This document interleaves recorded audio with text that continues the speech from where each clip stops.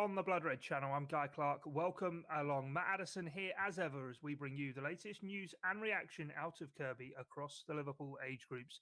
As the season closes in, we're here to discuss all things FA Youth Cup final. Jamie Carragher, Jay Spearing, Nico Williams all have played their part in FA Youth Cup winning sides. Can the like of Quansah, Cometio and Voltman join them? Well, coming up, we'll be previewing the meeting with Aston Villa at Villa Park, hearing from captain Jarell Quansah before rounding up the league campaigns. Matt, I hope you're well. And, well, we're talking ahead of the FA Youth Cup final and what an occasion it is for the under-18s.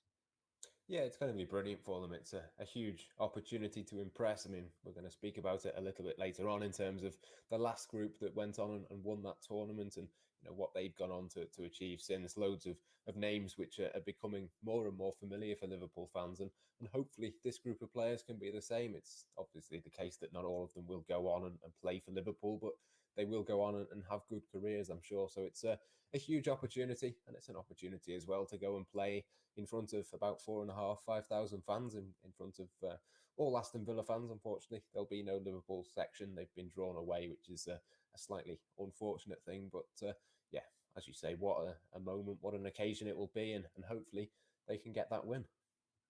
Liverpool have won the FA Youth Cup on 4 occasions. The first one of those, 1996, 25 years ago now. But I think we're at a period of time, aren't we, in terms of football, and certainly at the elite level, where there is such a clamour for seeing youngsters promoted through. When you think of 2006 and 7, back-to-back FA Youth Cup wins for Liverpool, Jay Spearing, the biggest player of note within that side, didn't quite kick on really within the first team and train on. But as you say, that side of 2019, a few have now been afforded opportunities, and a second final in 3 years is a really big achievement. And I'm sure Jurgen Klopp will be having an eye on which of these youngsters might well be able to break through. Yeah, I mean, 1 or 2 of them have already been training with the first team, Jarell, that we're going to hear from shortly. He's one of those. There's been plenty of others as well. Tyler Morton, they have all impressed and obviously are really highly rated. I think they've come on a long way. I think that the FA Youth Cup run that they've had this season has been hugely important in that. They've learned a lot from it. And I think that the sort of development that we've seen in lots of these players has been really impressive. I think, all across the pitch, they've got quality. They've got different attributes that you sort of need to succeed in a Liverpool team. I think, you could pick out several of them, as I'm sure we will do later in the show, to sort of name as kind of standout players to watch, really. So yeah, it's a really exciting group. And I'm sure, as you say, I mean, I think of Leighton Clarkson has made his Champions League debut for the senior team this season. He's one of those that, earlier had been in, this sort of occasion. He played, I think, in the 2019 final and impressed in that sort of run. So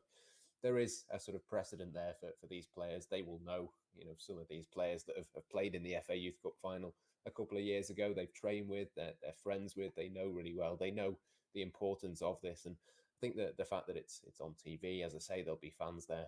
It sort of all increases the pressure on one side, but increases the excitement as well. And yeah, it's just a huge opportunity for them, I think, to take the next step, show what they can do, because they're all hugely talented. They're all in this team for a good reason, and that is because, there is a chance that they could all go on and play for Liverpool in the future. So yeah, what an opportunity. Just a case of going on and taking it now. Yeah, what an opportunity. Liverpool then looking for their 5th FA Youth Cup title. For more then ahead of the game, let's hear from the Echo's chief Liverpool writer, Ian Doyle, previewing the action with Matt and beginning with talking about the strength of the Reds youth programme, reaching a 2nd Youth Cup final in just 3 years. Well, you can see that from the players who are actually playing for the first team. I think Rhys Williams and Nico Williams are obviously in the first team squad. Rhys Williams has played the last 4 or 5 games, and they both played, I'm pretty sure, in the Youth Cup final of 2019. So, that is an indication of the way things have been going. Obviously, Trent's the main example of a player coming through who's become a success, but it's not just him. Curtis Jones as well. There's another one, and there would be a few more if it wasn't for a few injuries, shall we say. Paul Glatzel is another one he captained the team in 2019, but obviously this is a new batch. It's a group of players who primarily come through with Marc Bridge-Wilkinson, the under-18s boss, who only took on the job just over a year ago, and he used to manage the lower, younger age groups, and he's obviously worked with a lot of these players for 3 or 4 years. Not all of them, of course, which I'm sure we'll get onto in a minute, but for them, it's kind of this journey that they've come on together. And I think one thing we have to point out is that with there being no UEFA Youth League, with there being no Premier League Cup, there haven't been, and no International Cup actually, although I think that might just be for the under-23s. There have been a lot fewer games, and I think Liverpool invested quite a lot in the Youth Cup run. And given the fact they've had to overcome Arsenal, Leicester, and Manchester United, it's not been easy for them, and this final won't be easy either. No, it certainly won't. I mean, you mentioned there a couple of the names. Jake Kane, Leighton Clarkson have both played. I think Clarkson made his Champions League debut, didn't he, earlier this season? So there's sort of examples, isn't there, for these current group of players to follow. If the last FA Youth Cup run is anything to go by, we probably will see a fair bit more of these players going forward too. Indeed, and of course, there's going to be a player playing in the Youth Cup final, Billy Cometio, who's actually played in the Champions League for Liverpool already this season. So that I mean, that also underlines the kind of the problems Liverpool have had with injuries at centre back, because that would not normally be the case. But yeah, there is this pathway, isn't there? I think that's something that's been introduced over the past 5 or 6 years. Certainly under Jurgen Klopp, he seems to like playing. He doesn't. He gives youth a chance, basically. If he thinks they're good enough, then they're old enough, and we've seen that with, as I say, Trent. We've seen that with Curtis Jones, Nico Williams, Reece Williams, even Nat Phillips, you could argue, because he obviously, although he was signed a bit later in his career, he's still somebody who's come through the ranks there. So for Liverpool, it does show that what they are doing at those younger levels, they're getting it right. Yeah, let's have a bit of a chat then about the sort of FA Youth Cup run up until this point. As you mentioned, they've beaten Leicester, they've beaten Manchester United. We were both there to see them at Anfield against Arsenal. They went one down in the semi-final as well against Ipswich, but turned that around. We've kind of seen a few different bits of these youth teams during this cup run that maybe we don't see a great deal of, particularly defensively. I'd say they've been really quite impressive. Well, that's it. The only goals that they've conceded in this run have been, pretty sure I'm right saying, 2 penalties and then a goal right on half time, which I still don't even know whether it went over the line, to be honest. It was a bit of an iffy one. But Liverpool overcame that. Yeah, defensively, we've mentioned Cometio, but skipper's Jarell Quansah, who's been very, very good. We spoke to him this week, looking ahead to the game. He speaks very well. You can see why he's been given the captaincy by Marc Bridge-Wilkinson, because of the way that he handles himself, but primarily because of how he plays. Anybody who watched the game against Ipswich will know that Ipswich threatened quite a lot in terms of the counter-attack. Certainly in the second half, and Liverpool had a lot of the ball and were chasing the game, but he mopped everything up.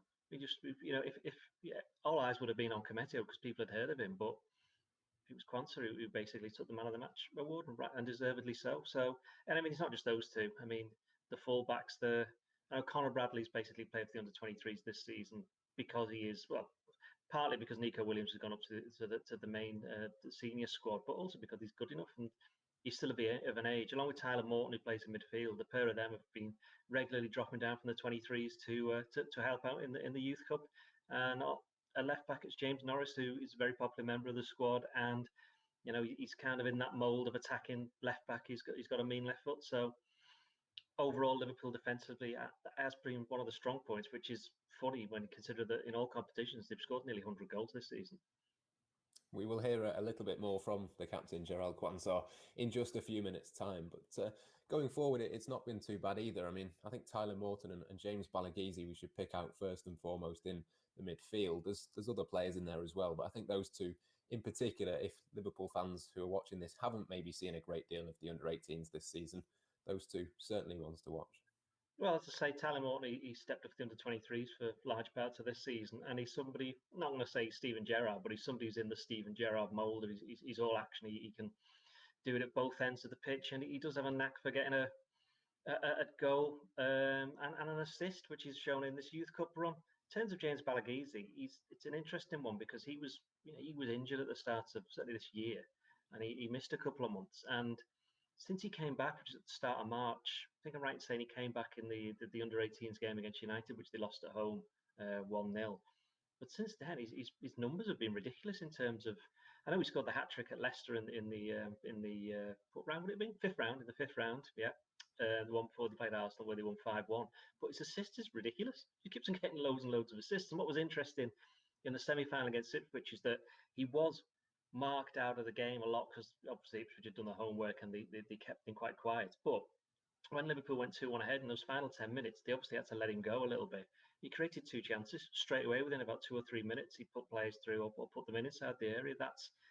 the danger that he is, and obviously anybody who hasn't seen him play, he's a bit of a unit as well. So he's got this huge physical presence. So he's somebody who can basically be whatever he wants to be. Yeah, absolutely. You can say that about the front line as well. Matthias Musialowski is one that I'm sure lots of Liverpool fans will be aware of. Melkamo Frauendorf as well. Both of those two signed last summer, and Max Voltman has really impressed me this season. I'm sure we'll see all three of those, certainly, if not from the start, at some point during the final.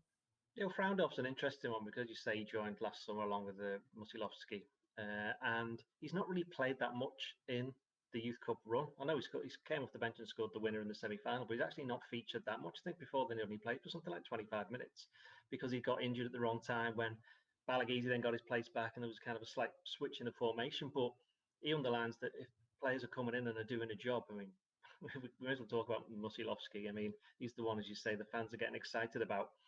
It's obviously quite early because he's not even been at Liverpool for a year now, but you can tell just from the way he plays, the way he kind of floats around the pitch and drifts. I mean, there have been similarities to Messi, but only in the sense that the way he kind of runs and approaches the game. Not saying he's anything like as good as him, but he's still a decent player, and he's somebody who can make a difference. If he got the equaliser, I know it was deflected against Ipswich, scored against Arsenal. He gets goals, and again, he was another player that before the game, it was Kieran Dye was talking on television, and he was saying, "Look, he's one player that we let's put it this way: we haven't shown him all of our players all of the videos because we didn't want to scare him too much." So that kind of underlines what opposing teams think of him. So you can imagine that Liverpool realise they've got a talent on their hands, and there's somebody that they'll just be quite keen to progress. He's one of several of the players who've trained with the first team already this year.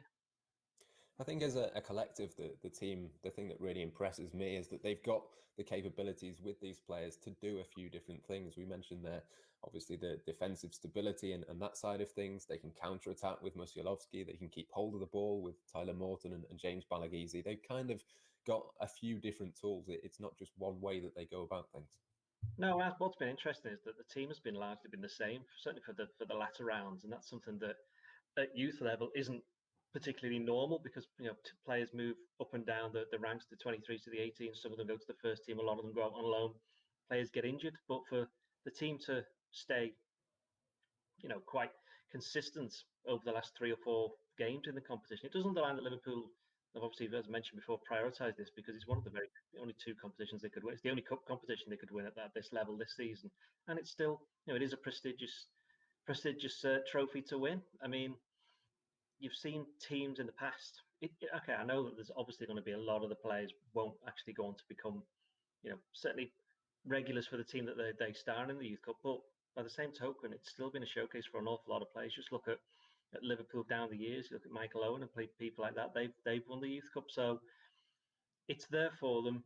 It gives them exposure. It's a good test in the sense that it's an actual, as we would say, a proper game. It is something on the line. And for this particular game, there'll be 4,500. I think 4,500. Not sure whether it's been confirmed yet.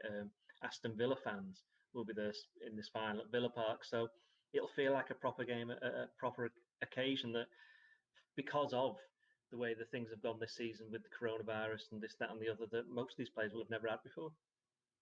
And in terms of the team that Liverpool are coming up against, it's a big challenge as well. Some big players in that Aston Villa team. And obviously it's a few players that Liverpool's first team have already played against this season. Louis Barry in particular was one that stood out in that FA Cup tie back in, what was it, January, February? January, yeah. Well, it's funny, we've come full circle now. I mean, was it December 2019, Aston Villa's first team played Liverpool's academy team.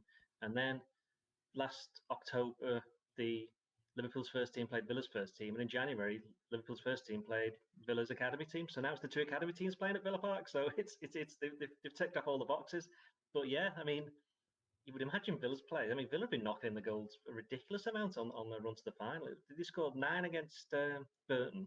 Was it 6 at Newcastle? They got 4 against West Brom in the semi-final. So these are arguably the 2 best attacking teams in the competition.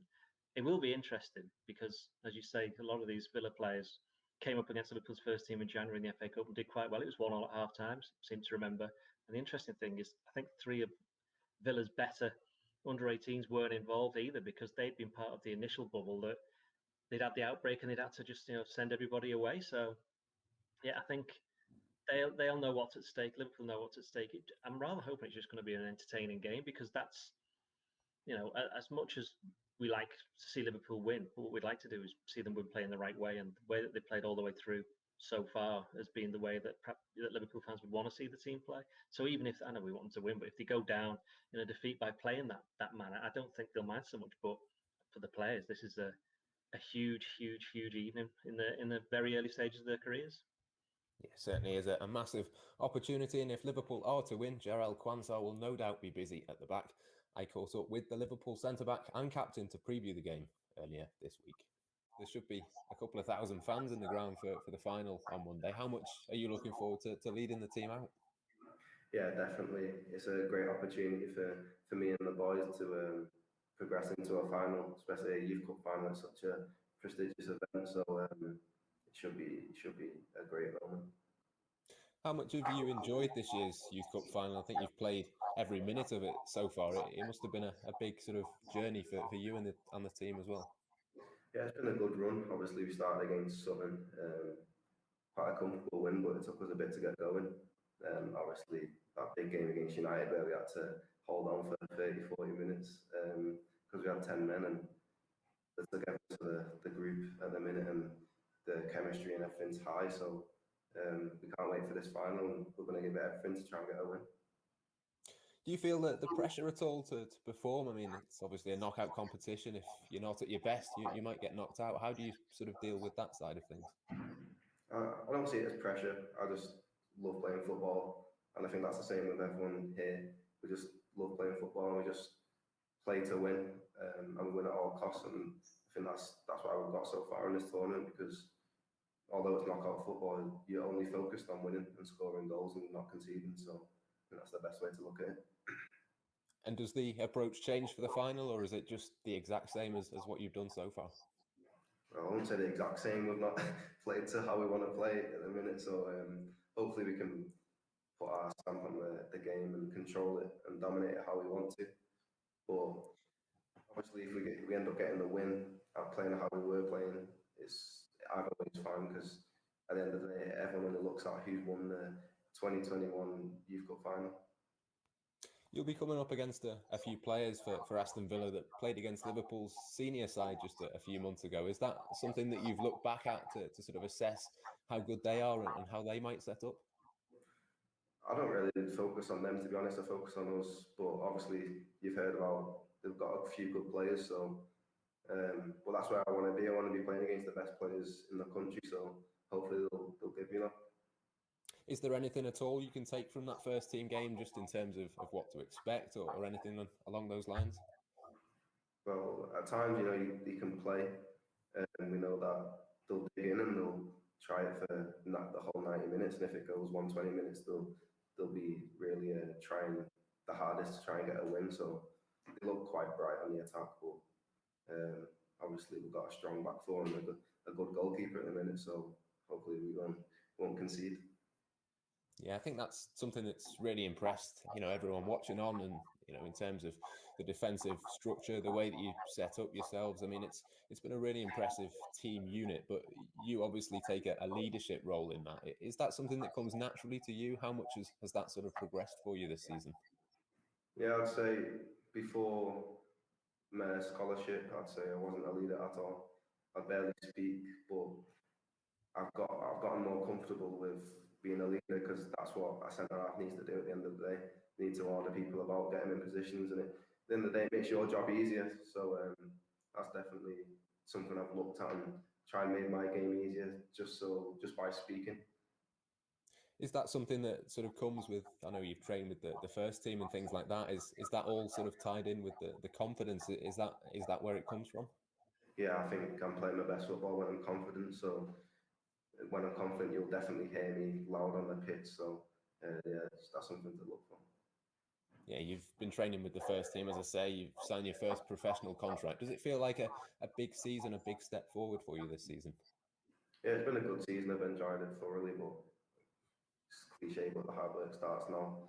And I just want to kick on from where I am at the minute. And I know I've got so much to improve on, and that's the best thing about it, because I know I can be good at times, but I'm nowhere near at the level where I think I can reach. Excuse me? What year is it, please? It's a 79 AD! Run for your life! Thank you. Pompeii was destroyed in 79 AD. What was the volcano called? Volcano. Alexa, what volcano destroyed Pompeii? Mount Vesuvius. We've seen, obviously, Liverpool got to the final a couple of seasons ago. Players like Leighton and Jake were both involved in that. They've gone on to play for the first team since. Is that something you've got your eye on as well? Yeah, definitely. It's every academy player's dream to play for the first team. That's what I'm working for at the minute. So to see Leighton and Jake obviously get their opportunity, and Billy obviously as well, gives you a lot of confidence that you can go on and do it yourself. Yeah, I was going to ask you about Billy as well. I think 4 out of the 5 Youth Cup games you've played alongside each other in defence. How would you describe the sort of relationship that you have with him? It seems from the outside to work really nicely together. Yeah, definitely. Starts with off the pitch though, because obviously he came in his under 16 year, so 3 years ago, just trying to make him feel comfortable. I try a little French with him. I'm not too good at it, but I try settle in and settle down. Then obviously our partnership on the pitch has just mainly been this year, but I think we complement each other's game really well. Would you say there's more of a leader in that? Is it yourself that takes charge, or how does it sort of work in that regard? Yeah, I'd say I lead it more, but Billy's definitely, you can see by his presence alone, that's how he leads, just by example, so you can see that. I think after Arsenal we spoke to your manager, and he described you both as man mountains at the back. I mean, it must be quite nice to hear things like that, especially having played at Anfield as well in that one. Yeah, man mountains. Billy's a man mountain. I'm not sure. Yeah, I'm tall, but not filled out yet. But hopefully that will come soon. Yeah. Yeah, is that something you've sort of got your eye on for the next sort of few months into next season? Is that a big target for you to sort of develop on that side of things as well? Yeah, definitely. I think because I'm not normally the fastest, I'm not the strongest. I'm tall, but I can win a couple of headers. But I think developing that and safer do going low and being a bit stronger and be able to hold myself against bigger players, it'll be good. But I'd say I'm definitely clever as well on the pitch, like anticipating where the ball's going to go, anticipating danger. I think I've had to learn that throughout my years. So if the physicality comes, if it doesn't, I know what I can do to get around it. Is that, would you say, that the biggest thing for you moving into next season? Is that the thing that you want to focus on and try and improve the most? You could say that. There's a lot of things I want to work on at the end of the day. Hopefully getting bigger will come with time and age. When I stop growing finally, hopefully soon, stop getting injuries. But yeah, you could say that. And just finally then, has there been any sort of message from Jurgen or from any of the first team lads? I'm sure they'll all be watching on and hoping that you guys can do the job on Monday. Yeah, definitely. I'm sure they'll be have a keen eye on watching some of our players, and hopefully they'll be want us to win. Liverpool under-18s captain Jarell Quansah there with some interesting insight on Billy Cometio and his team ahead of the FA Youth Cup final. A win at Villa Park would be a great way to end the campaign, but it's been a good season in the league as well for the 18s, even if they did miss out on the title in the end. Matt, it was a close-run thing in the end, Liverpool finishing third in the league campaign, the under-18s, but as we said there, it has been a strong campaign for them and shown a fair bit of consistency through it as well. Yeah, it certainly has. It's always one of those. We always seem to caveat these conversations with, certain players have stepped up to the under-23s at times and that sort of thing. And I think the two teams that have beaten Liverpool in the league this season, the two Manchester clubs, both of those clubs are very much, if there's a big game, the under-23s who are young enough will step down and play in the under-18s. And Liverpool don't really do that. It's, far more about development, progression. They're not too bothered about the results. But, I'm sure at the end of this season, they'll look back, and whether they win the FA Youth Cup or not, they'll look at the league campaign and take a lot of positives out of it. I think, they've scored 74 goals in 24 matches. Again, both City and United scored more, but that's still, really impressive, really consistent to be scoring, at that rate, 3 goals a game across, an entire season is really, really good stuff for them. So that's obviously a huge thing. And defensively as well, I think they've come a long way. I think at the start of the season, we were having conversations about them,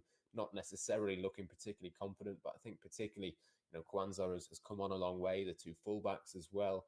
It's sort of all sort of tied in. And at times we've seen Billy Cometio, we've spoken about him in the past, not necessarily looking particularly comfortable. But again, the more time has gone on, the better that record has become. And Liverpool have conceded 26 times in the league this season, but only Manchester City out of those teams have conceded fewer. So it's still, a fairly big number, 26 goals conceded in 24. It sounds like quite a lot, but realistically, compared to the rest of the league, only one team was better than them. So yeah, loads of positives there, and obviously a few individuals that can be picked out as well. So on the whole, I think a really promising campaign, and yeah, they'll look to improve that next season. But if you put in a similar sort of performance, I think, Marc Bridge-Wilkinson would be pretty happy with that. It's one of those, isn't it, in terms of how they do develop. And we heard from Jarell before in terms of how he wants to improve his own game, both physically, he wants to beef up a bit, but also says even if that isn't a case of maturing over the next 6 months, there's plenty on his game he can work on. And Doyley referenced before how many of these lads who were even in the FA Youth Cup winning side in 2019 progressed under Marc Bridge-Wilkinson, and with sort of Barry Lutus there above, it is that succession plan and that continuation of development. And as you say, there have been a few standout individuals, and a number have actually, rather than stepping down from the 23s to fill the numbers, also gone the other way as well this year. Yeah, absolutely. I think Leighton Stewart is the obvious one. He was one that at the start of the season I picked out as one who probably would step up, and he has done that. Unfortunately, he's got himself injured, probably is going to miss the rest of this calendar year. And he'd only played, I think, 2 or 3 matches at under 23s level. But as much as, he was really important, he still ends this season as the under 18s top scorer in the league, 15 goals from him, even though he only played 10 times in the under 18s Premier League. So not a bad ratio for him. Max Waltman next with 10 goals. And I think just to pick out a player from elsewhere in the league, I mean, Charlie McNeil at Manchester United is one that I think we're going to hear a fair bit about moving forward. But yeah, just the 24 goals for him this season. So yeah, a goal a game for him, one of those that they've signed from Manchester City. But yeah, certainly from a Liverpool perspective, loads of good things. Leighton's obviously stepped up and been unfortunate, but I'm sure he'll bounce back and be stronger. And at the end of his injury, once he comes back, I'm sure he'll be straight back with the under 23s. So plenty of positives. Liverpool have got loads of goals, loads of creativity, and I'm sure we'll see that in the Youth Cup final on Monday night. Yeah, definitely. We spoke extensively then on the 18s with that FA Youth Cup final, and I suppose it's somewhat of a special looking ahead to that. It'd be wrong of us not to do so. But the under 23s side, we always like to check in on as well. Best talk about them, and how's their sort of league campaign come to an end? How have they finished up? Yeah, again, it's a conversation that has to be caveated by, players stepping up. There's been certain times this season where there's been sort of a priority placed on players playing in first team training rather than, playing for the 23s at times. Obviously, with the number of injuries, the likes of Clarkson and Kane and 1 or 2 others have needed to sort of step up and fill the places on the bench for Liverpool's senior team. So in the end, Liverpool, well off winning the league. Manchester City won it by 14 points. Chelsea was second. Liverpool finished 7th, but that probably is slightly worse than, or sounds slightly worse than what it is. I think they were only 12 points off Chelsea in second place. So you can sort of see how tight it was in the middle of that. Manchester City ran away with it at the top, but the rest reasonably well placed. I think a point ahead of Manchester United, a point behind Everton.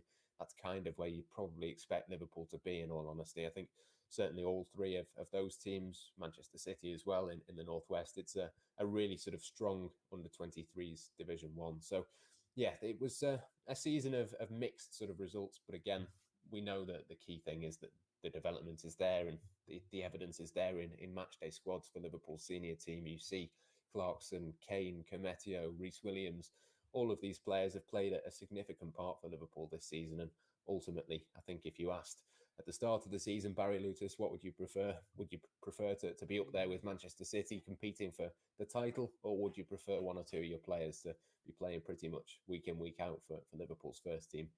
But there's no discussion to be had. It's obvious which one of those he'd pick. Yeah, they've certainly been helping supplement the first team through large proportions of the season. In terms of how the season finished. I know you're mentioning they finished 7th, but there was a bit of drama late on in the final game with Leicester, wasn't there? There was, yeah. There was a double header to finish the season. I was there for a 2-2 draw at home. 2 players for Liverpool sent off. Morgan Boys after about 2 or 3 minutes, and Tyler Morton was sent off late on. I think he kicked the ball away, and the referee didn't like that. Gave him a second yellow card, which is probably fair enough. But Liverpool were quite clearly, by far and away, the better team on that occasion. I mean, obviously it ends 2-2, but they ended the match with 9 players. Barry Lutus was sent off in that one as well for his protestations at the end. I think, Morgan Boys couldn't have any sort of complaints about his red card. He pulled his man back as he was going through on goal. But I think if this had been 11v11, it would have been a pretty easy victory for Liverpool. And the evidence for that was 7 days later, they played them again, travelled down to the Midlands, played them in Leicester and beat them 2-0. So yeah, it's one of those. It was a slightly frustrating one, but again, it shows how far this Liverpool team have come and how much better they were really than Leicester. I think there's 12 teams in the under-23s league. Leicester, I think, finished bottom of the table, so only 5 places above were Liverpool, but yeah, there was an absolute gulf in class, really. So yeah, a couple of games there which kind of showed where Liverpool are, where their sort of season is.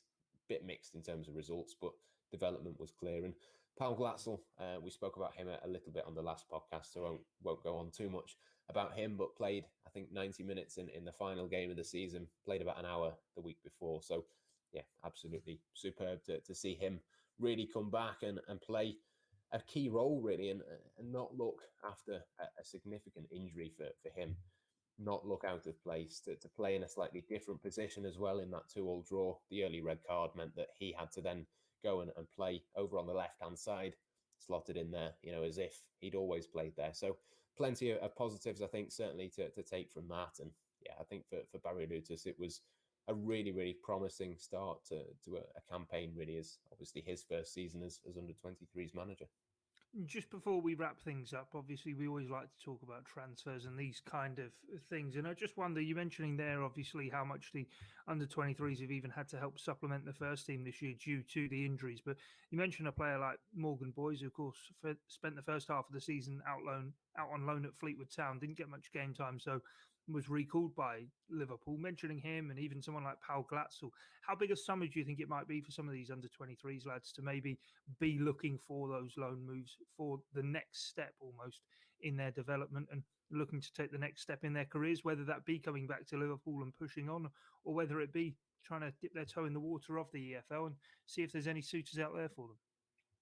I think there's loads that fall into that category, to be honest. It sort of feels like a bigger summer in terms of those kind of transfer decisions than maybe we'd have normally. I think that's partly because of injuries. Obviously, Pal, we know, has had 2 or 3 really big injuries and probably would have gone out on loan already, in all honesty, if he'd been able to. But I think he's just about 20 now. I think it's probably the right time for him to go.